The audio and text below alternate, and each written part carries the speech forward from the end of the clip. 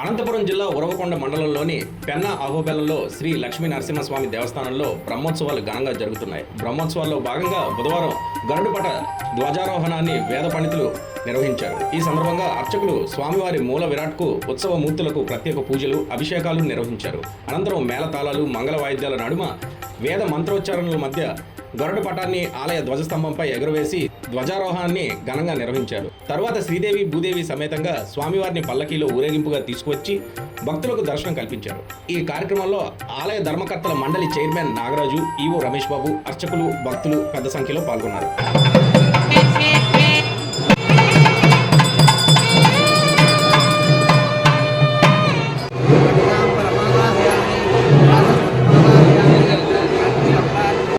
శామ్యంతు ఘోరాణి శామ్యంతు పాపాని శామ్యంతు పరహితయః శుభాని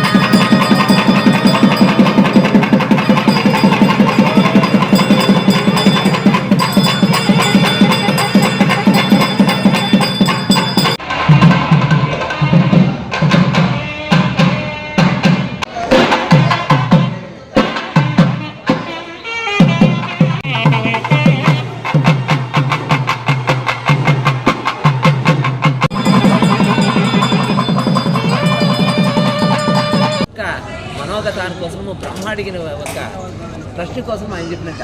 సరే ఉత్సవాలు చేస్తారు, ఏం ఉత్సవాలు చేస్తారని